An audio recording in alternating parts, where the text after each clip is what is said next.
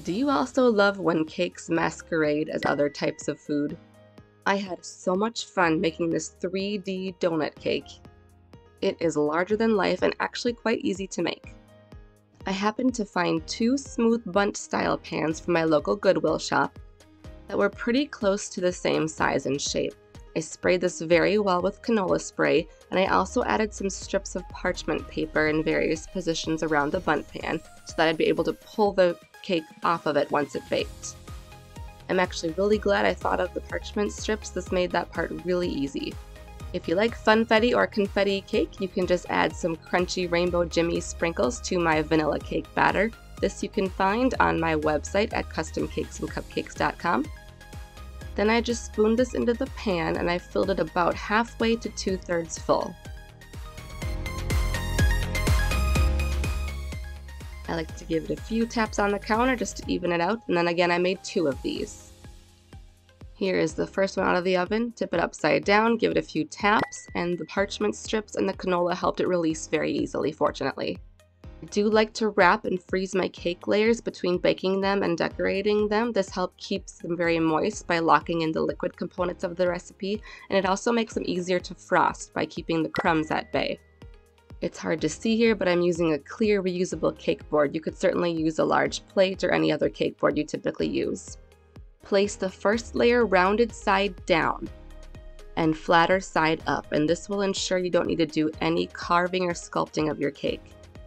I'm frosting it with my chocolate buttercream frosting recipe, and you can also find this on my website at customcakesandcupcakes.com. For some fun crunch and texture and color, I added some crunchy round sprinkles and ended up pouring them all over my countertop here. So I had to pause and clean that up quick. And then the top layer you're going to want to put rounded side up and flat side down. Once the 2 layers have been stacked, we'll finish frosting the crumb coat. The crumb coat is just a thin layer of frosting around your cake layers directly, which helps trap the crumbs and prevent them from getting into your outer decorating layer. It doesn't need to be totally perfectly smooth, but it does set up the shape of your cake, so you're going to want to take a little time and make sure the shape is how you want it. Because this cake was quite curvy, it did take me a little bit longer to frost the crumb coat than it would on a normal, straight, tall, round cake. In smoothing my crumb coat, I'm using this flexible scraper in order to get around the curves more easily. The straight, tall, rigid scrapers that I typically use on all my other cakes, as you may have seen, would not work as well as the flexible scraper in order to get around all the curves on this cake. Make sure to work on scraping the inside, the center here, to get that smoothed out, as well as the bottom too.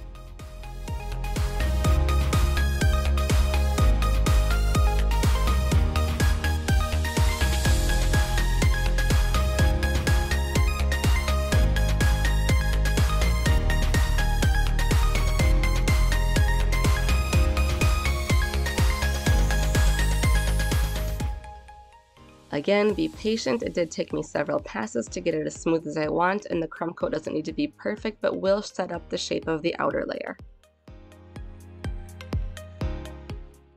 When I was happy enough with my crumb coat, I popped the cake in the fridge to chill very well. Now I have my nice chilled and crumb coated cake out of the fridge, and it's ready for its outer layer of frosting. I'm again sticking with the chocolate buttercream frosting recipe from my website. You can use any flavor you like. I just wanted a chocolate looking donut.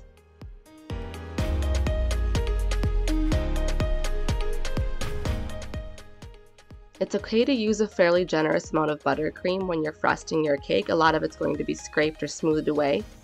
Using a generous amount up front like this really helps me to be able to smooth and fill in any gaps or holes or air bubbles or anything.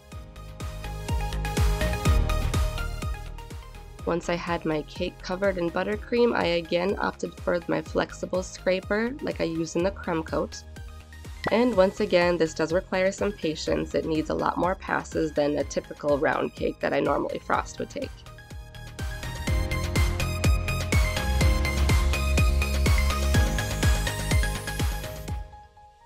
I've never tried making pottery on a pottery wheel before. I've always wanted to, but this is as close as I can imagine it would be for a cake decorator.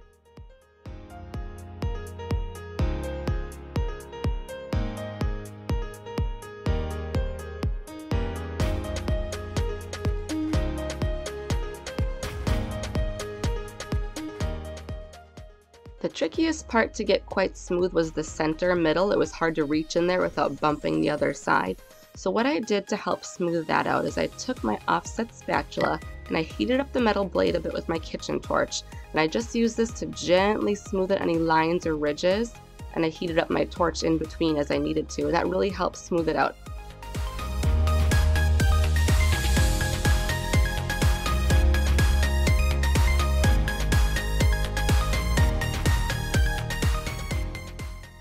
I made one more smoothing pass with my scraper, and I apologize for the strobe light effect here. I think I may have had cinematic setting chosen on my phone. Sorry about that. Once I was happy with the outer layer, back into the fridge it went to get very nice and chilled and set while we work on the fondant. To achieve this pink, I used a little bit of rose pink and neon bright pink and kneaded this into my marshmallow fondant recipe. You can find this on my website and on my channel here. Dusting your surface with a little bit of cornstarch underneath helps prevent the fondant from sticking to it. The pink fondant is going to serve as the glaze on the top of the donut. Then I rolled this out pretty big. I had measured approximately how big I wanted it to be. I just double checked with my ruler to make sure it was going to be as big as I needed it to be, and I used a circle cutter set to cut out a hole in the center. Using a palette knife, you could also use an offset spatula, neither of those will damage your fondant surface. I just cut out kind of a curvy shape around the hole, as large as I could. I then used some Crisco shortening and rubbed this on top of my fondant glaze here, just to help give it a little more flexibility and moisture and stretch so it would more easily be placed over top of my donut cake. My cake is nice and chilled and set and ready for its fondant glaze. I just popped this right over top and spent a little time repositioning it and adjusting it quickly. And I smoothed out any wrinkles or air bubbles and just started pressing it gently down to make sure all spots were adhered to the cake. Started in the center and then just kind of worked my way over top of the fondant to make sure all of it was flush with the cake and pressed down.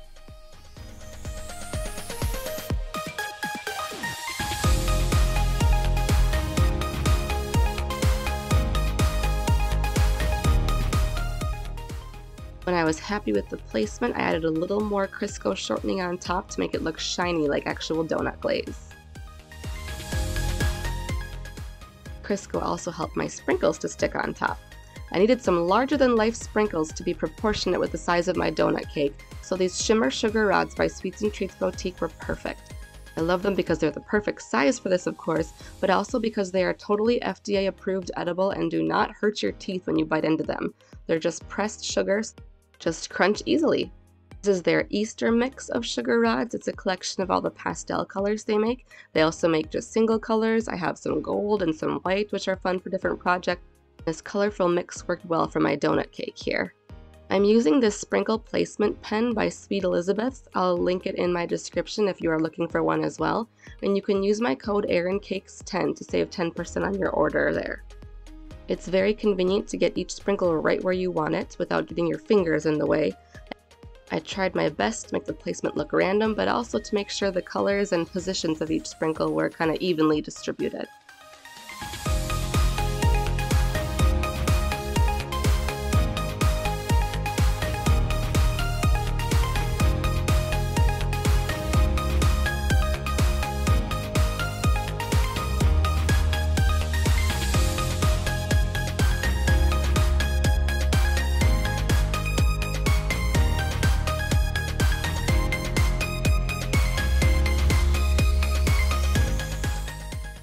We'll give it a quick spin here just to see how all those sprinkles look, and I think they actually turned out pretty well how they're placed here.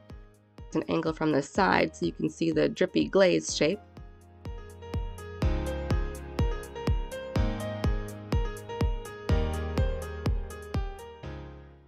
The only thing about this cake is that I was not able to fit it into my coffee mug to dunk it into my coffee, but that's okay because it was a very easy cake to cut. You just cut it in wedges. Because the middle is essentially an open hole, they are very easy to serve as well. They just pop right out. Here I am serving it at my grandma's birthday party where the plates and tablecloth ended up being the exact same color as the fondant glaze on my donut, which was hilarious. you'd like to see more cakes masquerading as other food, make sure you watch this video here, and thanks so much for watching!